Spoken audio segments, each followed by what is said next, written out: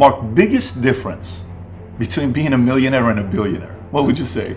The difference between having $100 and $1,000, or a dollar, or a penny and $1,000. It's no difference. No, it's a huge difference.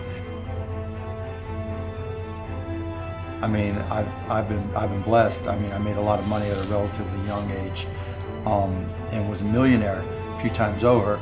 But just in terms of what you can do and the opportunities it buys, there's no comparison. At the billionaire mark. Yeah, it's crazy. What would you say is the number one reason why people fail? Not necessarily why they make it, the complete opposite. Right, lack of brains, lack of effort. Lack of brains, lack of effort. Yeah, they don't do the work, they don't learn, When you walk in the room, when you start a business and you start to talk about somebody, you're never in a vacuum with no competition, unless you're just extremely lucky. And if there's going to be competition, that means somebody else knows your business as well as you do when you get started. And if you walk into a competitive environment and they still know more about the business than you do and more about your customers, you're going to lose. But most people don't consider that. They don't do the work. They don't learn more about their industry. They don't know even about their business. And so you've got to put in the effort to know more about your industry than anybody else. And that's the brains part, and that's the effort part as well.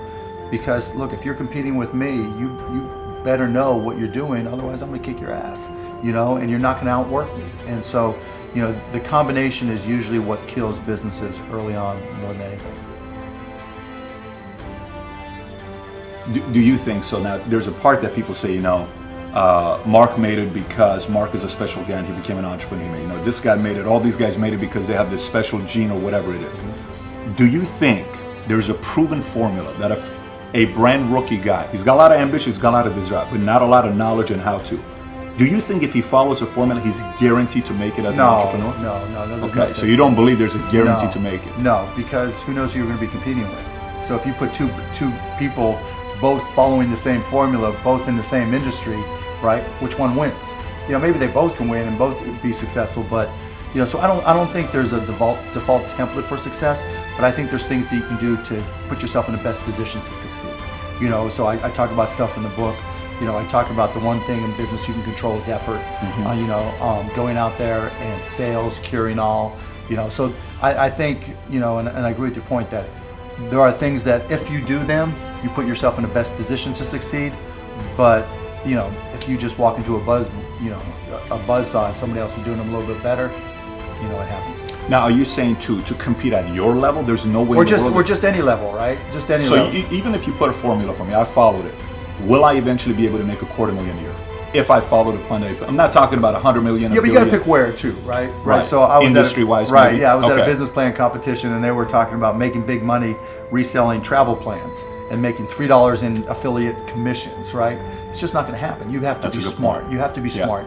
You can pick the wrong things, and you're talking, alluding to it earlier about entrepreneurs being born or built, and I think I knew I was wired to be excited about business.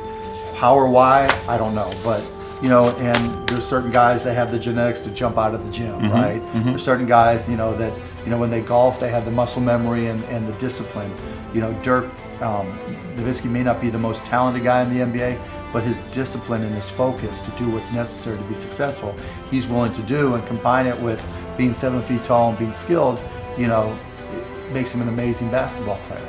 So it's understanding what your skill set is, finding the right place to use those skills, and then going for it. Will that make you $250,000? It depends if you pick the right industry. But whatever industry you pick, if you outwork everybody, if you try to be a little smarter than everybody, if you try to be a better salesperson than everybody, if you try to be better prepared than everybody, you've got your best chance. Because if you don't do it and somebody else does, I have the saying, work like someone's trying to take it all away from you. I actually work like someone's spending 24 hours, working 24 hours to take it all away from you. And that's kind of the way I look at it. When you were younger, was your father into business? Was your mother? Was there an uncle, somebody that did well in business that you admire? Was there somebody you read about that you said, I like Rockefeller, I like Carnegie? Nothing. So it's just purely you that you had business. My dad, I think, my dad did upholstery on cars. My mom did whatever odd jobs. But my dad was always like, if you want something, you have to earn it. And to his credit, he never said, no, you can't do that. So whether it was selling garbage bags, baseball cards, stamps, whatever it was, he never held me back. And so I think that was as important as anything.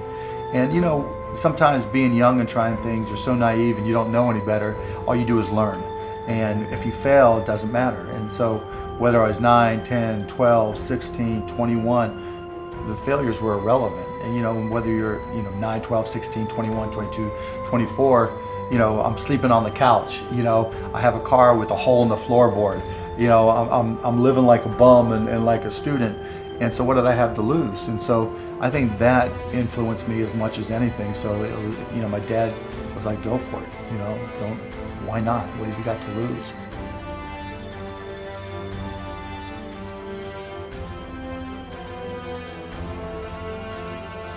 Sometimes, you're being a little bit too paranoid, you're being too concerned about this, too concerned about that. The other question for you would be, Mark, you don't run one company. You run many companies. You're doing deals all the time.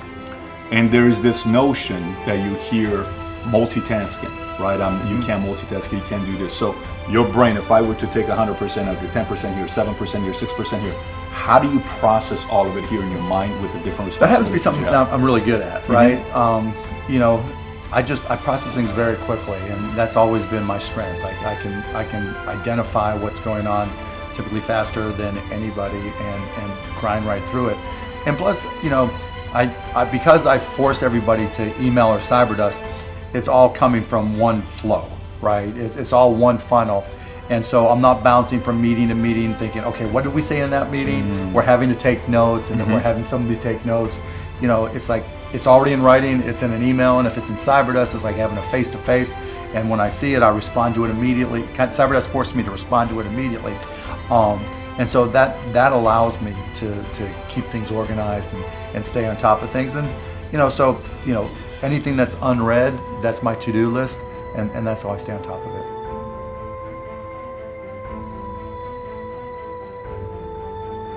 Let's talk about speed. Uh-huh. When people ask me and say, hey, how do I get speed going? I want to see your perspective on this, because CyberDust has a tipping point. You got Twitter Right. has a tipping point, Right. Facebook everything is about the tipping point. In your mind, how does one entrepreneur increase the speed in areas that they can increase? There's certain things you can't control. Speed in what way? Speed of growing your business. All right. So how fast can I grow it? Yeah, it just depends. You've got to know your own skill set, right? And you've got to know how that fits within your company's life cycle. Some companies are slow grind, and you just have to understand that, and you've just got to bide your time until it starts to click, and then grow with it quickly. If you're trying to release a product that needs to be ubiquitous, you've got to go as fast as you can, and then Release a product, yeah, like a launch. Yeah, and there's a lot of people who will say, perfection is the enemy of profitability, right? And that doesn't mean you have to wait till it's a perfect product. CyberDust is a perfect example. We still haven't. It's been almost 2 years. We still haven't advertised it yet because we know it's not ready yet. And so it's been a slow growth grind because we want feedback. We want to keep on learning. We're evolving. But it really just depends on what the product is. It a barbershop, right? Is it an app? Is it a service? Is it a product? But the key is looking for the low-hanging fruit. What customers are willing to write you a check or commit to it, so that they're willing to integrate it into their daily lives or integrate it into their daily business. And so getting a commitment either through time or revenue is typically what I look for. And so if I can get a commitment, then I'm going to be able to learn. I'm going to see how they use it. Do they sustain usage? And then once I get the next one, hopefully it came a little bit faster than the first one. Then I can ask for referrals, and then the next one, and I just try to ramp it up.